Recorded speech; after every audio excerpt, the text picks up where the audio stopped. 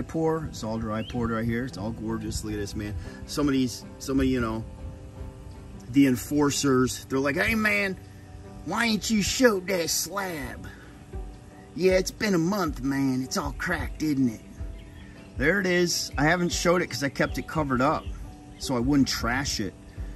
No, ain't a single crack in it. She's beautiful. There might be a couple dog prints on it though. There's a dog print because my dog's been trampling all over it. No, she's just as beautiful today as ever. This is the paint that I use for my dry pour concrete. This paint is awesome. Exterior with primer, Duramax. I did a satin finish because I do lines and I have all this traction.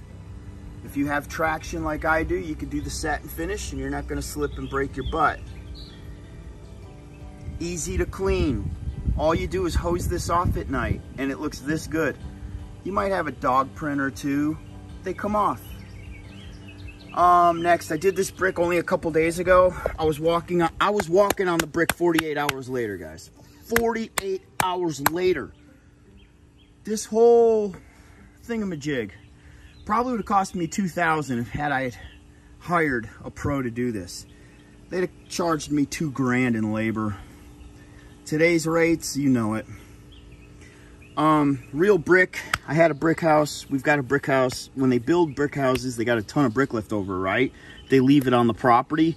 This brick was all free for me. We just got a ton of it, so I'm going to be doing a lot of brick projects. Next is the brick stamp itself.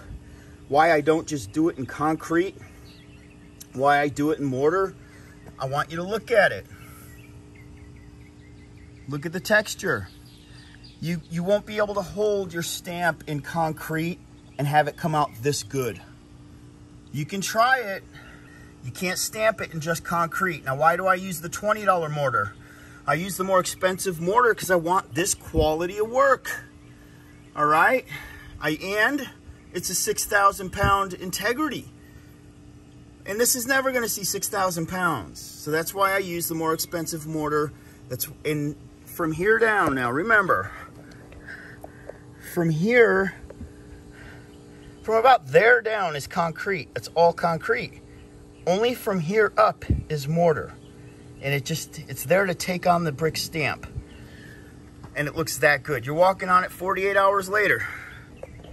Next question is, why didn't I vibrate my frame to get all of the mortar down in between, to make sure all the mortar set deep, because it was dry in between every single brick. The reason I didn't have to do that, look how beautiful, guys. The reason I didn't have to do that was because as I was screeding, I was forcing the mortar down with pressure.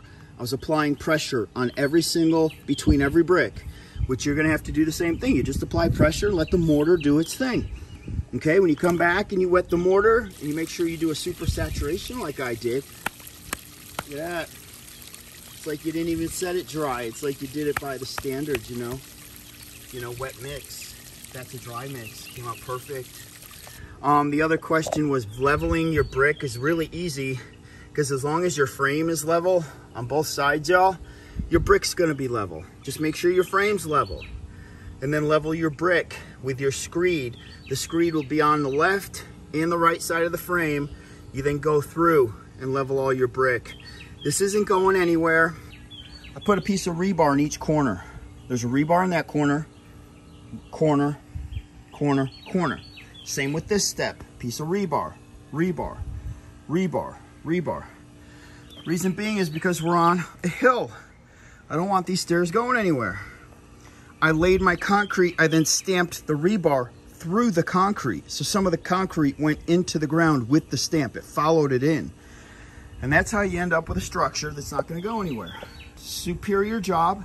I would have paid a lot of money had I hired somebody to do it. You guys wanna make sure you got a good 3 days on all of these before they're completely dry to paint.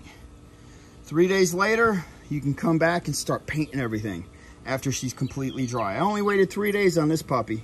3 days later, I was painting it. And look how beautiful it all turned out. I try to answer everybody's questions. If you have any, just leave comments in the box. Thank you all. Peace.